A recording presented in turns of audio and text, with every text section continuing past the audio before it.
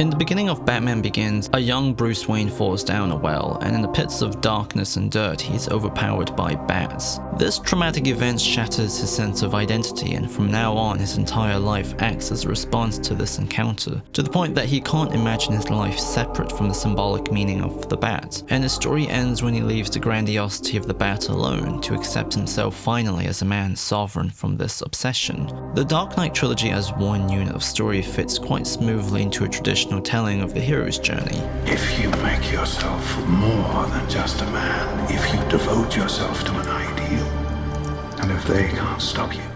Joseph Campbell's hero's journey, or monomyth, is one of the most popular narrative frameworks used to understand the different stages that are essential to the development of a protagonist within a story. Heroes are characters that have to go through change, and villains are characters that normally don't. Therefore, almost every arc by a protagonist can be distilled down abstractly and thematically into the causal logic of someone leaving home and returning as a different person. The stages that Campbell identifies in most cases aren't really supposed to be literal, but are metaphorical when it comes to the central concepts experienced by the hero. It's a system divided into 17 stages that are categorized by 3 phases: departure, initiation, and return. Narratives commonly don't normally contain all 17 stages or even organize them in the provided order. As a result, these stages should not be recognized as boundaries, but instead as dependable patterns in character-driven stories and meaning-making. And the Dark Knight trilogy is one of the most fascinating constructions and deconstructions of a superhero, so I want to ask, what the hell is Christopher Nolan saying with his interpretation? So yeah, this video is gonna get a bit boring, guys.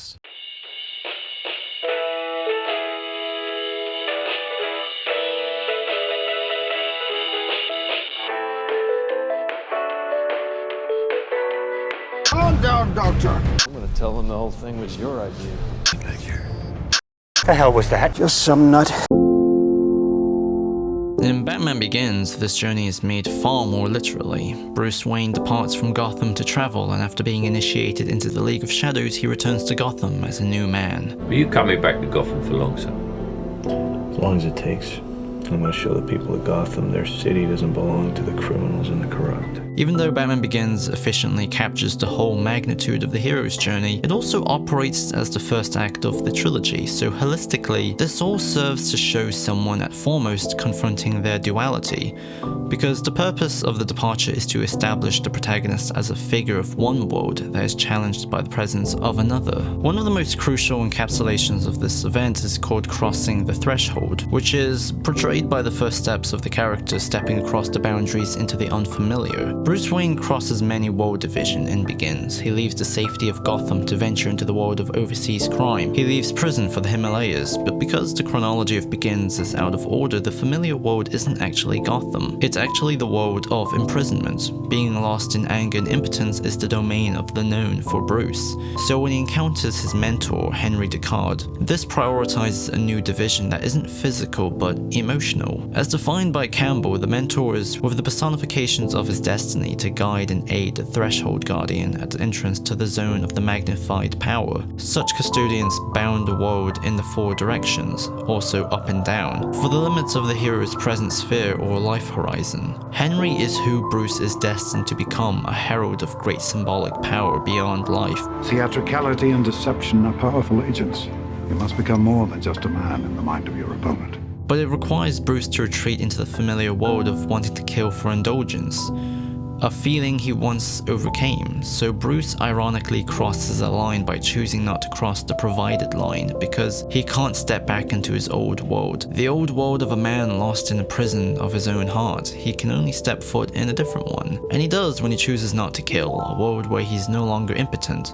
And that's an interesting defense built into Batman. Even though he rules Gotham with fear, which is kinda morally precarious, there's still a hopeful dimension to his symbolic value because of the boundaries he creates for himself. People know Batman respects life. I have one rule. And the sheer will of Bruce is tested when he enters the belly of the whale, which is when the hero commits to the willingness to change by finally separating from the known.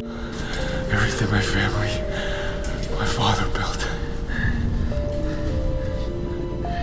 The Wayne legacy is more than bricks and mortar, sir. As Campbell described, the idea that the passage of the magical threshold is a transit, a sphere of rebirth, is symbolized in the worldwide wound image of the belly of the whale. The hero, instead of conquering or conciliating the power of the threshold, is swallowed into the unknown and would appear to have died. And this is manifested by Bruce losing the mansion, one of the last things inherited for Bruce that captures the authentic connection with his family, a pillar in his identity. The only thing that's left is a tiny wardrobe next to a small elevator with a cowl in it. This image and the whole party sequence is similar to a diagnosis. If you're to strip away Bruce Wayne's public identity, what you see is a dishonest performance that is stemming from a place of such irreverence that the man performing doesn't care if it's unflattering. The apple has fallen very far from the tree, Mr. Wayne. If you were to strip away his private identity in the form of his home, you get a little boy filled with regret. But when you strip that away too, you have someone radically changed. This isn't the same man who was stuck in the darkness of a prison. This is a man who was resculpted by it. Bruce's core identity is Batman. This is Act 1 of this trilogy. The second phase of the story is the initiation. The purpose of the initiation is that the hero must now be faced with a series of difficulties and ordeals in order to develop. The more is exerted onto the protagonist, the more the hero changes. And the Dark Knight pivots around testing how much does Bruce Wayne commit to his values, in the face of fear, in the face of love, and in the face of surrender. And also, of course, in the face of absolute misanthropy. They need you right now. When they don't, they'll cast you out, like a leper. Campbell defined one of the stages as Woman as Temptress, where the hero is specifically tempted to stray away from the journey, which could be understood as Bruce Wayne's desire to be with Rachel, but I think is actually more representative with Harvey Dent. That sounded a bit weird. Because Harvey is the tempting symbolic replacement for Bruce Wayne's work. There's no need for a Batman if the city itself has a more healthy and hopeful ideological figure inspiring it out of an ugly, corrupt ecosystem. He locked up half of the city's criminals, and he did it without wearing a mask. Gotham needs a hero with a face. As Campbell summarized, the individual has only to discover his own position with reference to this general human formula, and let it then assist him past his restricting wall. Who and where are his ogres? Those are the reflections of the unsolved enigma of his own humanity. What are his ideals? Those are the symptoms of his grasp of life. Rachel is the last connection Bruce Wayne has to the old world, the only answer that could convincingly solve his psychological puzzle box, and the more successful Harvey is, the more tempted Bruce is to change the course of his life. You're the symbol of hope I could never be. Your stand against organized crime is the first legitimate ray of light in Gotham in decades. If anyone saw this, everything would be undone. But Rachel dies, Harvey goes cuckoo for Cocoa Pops. Bruce doesn't choose to stay on his path, instead he's forced to by the Joker, because the Joker can be understood as the representative of the path. He's a response to Batman's symbolic escalation, a figma constructed purely by the new world that Batman has created. If Batman was the power of moral respect in a nihilistic world sustained by a misanthropic ecosystem, In a town that's burned, who's that a right to anyway? then Joker is the power of misanthropy in a more hopeful world sustained by moral respect. As a result, these competing forces escalate each other, from Joker creating a car chase to causing the whole city to evacuate in fear, while Batman goes from fighting criminals in the streets to creating a surveillance system that is completely morally wrong. As long as this machine is at Wayne Enterprises, I won't be. Joker can also be understood as a woman of Temptress trying to stray Batman away from his moral path. That also sounded a bit weird. I think you and I are destined to do this forever. This leads into the ultimate boon, which is the achievement of the goal of the quest. As Campbell encapsulated, the ease with which the adventure is here accomplished signifies that the hero is a superior man, a born king. Such ease distinguishes numerous fairy tales and all legends of the deeds of the incarnate gods. Where the usual hero would face a test, the elect encounters no delaying obstacles and makes no mistakes. In an outward level, Batman is successful in changing Gotham when people don't even realize it, because even pushed to the edge, even criminals have a bit of hope over the nature of others. What were you trying to prove? That deep down, everyone's as ugly as you. And on an inward level, Batman is willing to sacrifice his own symbolic value to maintain the new world he's created. What he has made has outlived him. The criminal underworld is decimated, a new social ecosystem has produced better people, and there's now a new cultural vanguard present in the image of Harvey's perfect career. But at the same time, despite the nobility of the act from these characters, it's still a dishonest act, and this lie will come to estrange people from reality, especially Bruce. The Return is characterized as the end, and is where the preferred reading of the story is anchored. In the beginning of The Dark Knight Rises, Bruce Wayne has retired. The death of Rachel has crushed Bruce's ability to imagine a future. Alfred, Rachel died knowing that we had decided to be together. That was my life beyond the cave. I can't just move on. She didn't. She couldn't. While the new Gotham has made Batman irrelevant, this is very much a literal version of the crossing of the return threshold. Crossing of the return threshold is when the hero once returned home has trouble in keeping the gained wisdom because they have to survive the impact of the world. Or as Campbell defined, that is the hero's ultimate task: how render back into light world language the speech-defying pronouncements of the dark, how represent on a two-dimensional surface a three-dimensional form, how communicate to people who insist on the exclusive evidence of their senses the message of the awe-generating void. I never wanted you to come back to Gotham. I always knew there was nothing here for you except pain and tragedy. And I wanted something more for you than that. Bruce retreats and turns into a hermit, effectively, disinterested with life. All that he has ended up being distilled in his longingness for touching the impossible, a life he didn't have with Rachel. This all changes when Catwoman breaks into his home, breathing life back into his retreated soul, because here's someone who reminds him of who he was. So that's what that feels like. A similar effect happens with John Blake and Bane. They're both characters that are cut from the same cloth and holds a mirror as an orphan and as the symbolic potential of Bruce, if he chose to inherit Raz's legacy. Both reflections dwarf what Bruce Wayne has become, someone whose self-image no longer corresponds with his self-identity. The shadows betray you because they belong to me. Therefore, when he comes back as Batman, he gets his ass chunked because he's only half alive. His ego is a shadow of his former abilities, so the prison that Bruce is thrown into resembles the well from his childhood. This is what his life as Batman has led to, back where he started. You don't fear death. You welcome it. Your punishment must be more severe. Torture. Yes. But not of your body. Of your soul. Bruce Wayne has to discover the freedom to live, the ability to live in the moment, not regretting the past and not anticipating the future.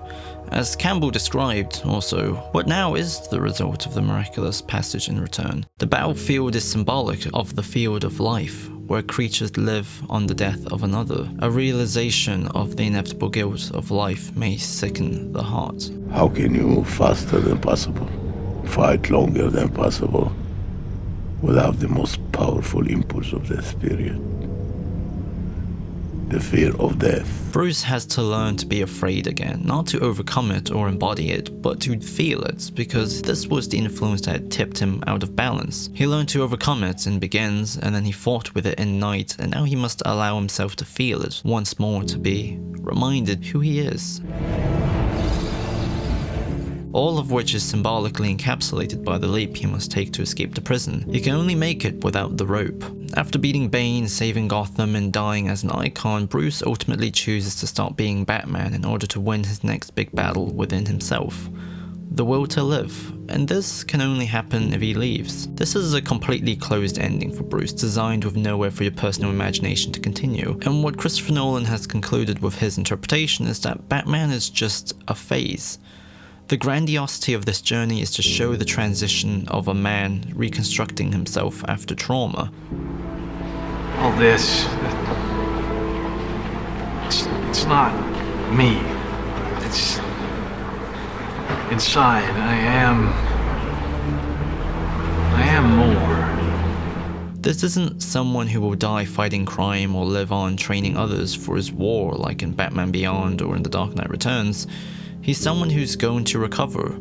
Bruce Wayne and Batman are narratively designed to be two distinct forces in this trilogy that are specifically not indissoluble. At foremost, Batman is an idea that used Bruce Wayne as a host the moment he fell down the well. That's why we open with the first encounter with the Bat, as opposed to going straight into the death of his parents, and why each film opens with a different iteration of the same logo. Both the idea of Batman and the life of Bruce Wayne can only be free when they let each other go. Bruce has to leave Gotham to leave his obsession, and Batman has to publicly die so then he can become a modern myth.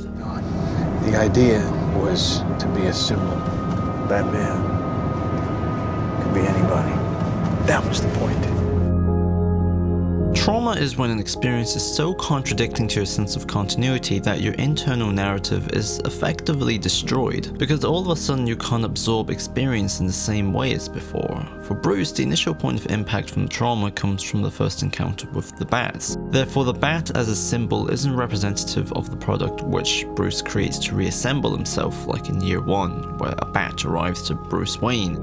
Yes, Father. The Bat is representative more as a process because it's directly tied to Bruce's trauma, and each film shifts the genre to show how unstable this process is. We go from a traditional superhero origin story textured with the intimacy of an art house drama, to a huge city crime thriller, to a story similar to a fairy tale told with the grandiosity of an old Hollywood epic. As a result, the details pronounce themselves quite inconsistently. One moment Gotham is stylized looking with a gothic feel, which makes it a subject to big emotions, then Gotham is a place that resembles quite vividly like the real world, where bureaucracy and the judicial system is a prominent component to the events. And then finally, these details are all downplayed so the emotional mechanics can take priority, and Gotham becomes less of a city and more of an emotional arena, subject to big emotions again. Which on one hand could be understood as being reflective of Christopher Nolan's indulgence, but there's also a thematic rhythm to this inconsistency that aligns itself to the flow of the hero's journey, because we follow Bruce Wayne moving in and out of motivations as he changes as a person. The gothic connotations from Gotham is how Bruce sees it, and it's why he creates Batman to complement it. When Bruce cares about the social systems, that's when the genre moves to facilitate it, and when none of it matters but the inward personal drama, it also changes itself to fit the different emotional scope. And the through line going through this constant change is that Bruce and Batman are deeply incompatible. Batman demands Bruce to dehumanize himself. Even when he refuses to kill, it's coming from a sense of reason and rational logic as opposed to intimate empathy. I'm no executioner.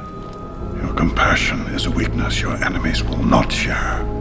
That's why it's so important. He can defend his position because he's committed himself to the craft of the idea.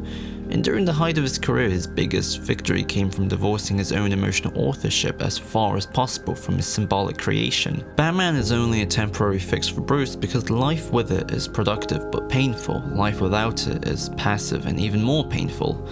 The shadow from the trauma still resides inside him deeply because the only way to overcome trauma is not to restore yourself, it is to completely reinvent yourself with a new narrative that can appropriate the traumatic experiences. So as long as Bruce holds on to this identity, there's no way for him to build a new continuity, which is an incredibly bleak interpretation because depending on the writer, traditionally Batman allows Bruce to self-actualize himself. Since Batman is the romantic manifestation and solution that Bruce creates, it's the identity he built from pieces left behind from Joe Chill. But Bruce fulfilling Alfred's dream instead and living happily ever after with a girl is, in this version, Bruce Wayne truly reinventing himself, because what shattered Bruce's life wasn't Joe Chill, it was the Bats. Batman isn't the destination for Bruce in this trilogy because the moment the story began, it couldn't be. Dark Knight Rises is a deeply flawed film, but I also deeply enjoy it because of the sheer balls it takes in committing to creating an ending for a story that can't really be ended. Batman as a cultural icon is symbolically elemental. He's a figure with no finality because his cultural presence has risen above any framework we inject onto him. He was around before most of us were born, and long after we die. No matter how much time changes and the social factors that created him shift and turn and change and oppose, he'll always remain relevant because he's been distilled down to a set of core values that are timeless. He explores identity, power, technology, class, and a plethora of other meaningful key concepts that every writer and reader can easily imprint and interpret with their own experiences. He's almost like a Rorschach test in a way, and that's what this trilogy articulates so wonderfully, all the different shades of these ideas. In Begins, Bruce fights himself, in Night, Batman fights misanthropy, in Rises, Bruce Wayne fights a neutron bomb. This trilogy flows somewhat oddly on a genre level, but I think it still operates cohesively on a thematic one. Why do we fall, sir? So that we can learn to pick ourselves up. You still haven't given up on me. Never. And through all of this, we learn that we could all be like Batman, because he is ultimately a set of beliefs, a set of convictions that anyone can uphold. You just have to take the risk and overcome your fear to unlock the powers from the other side.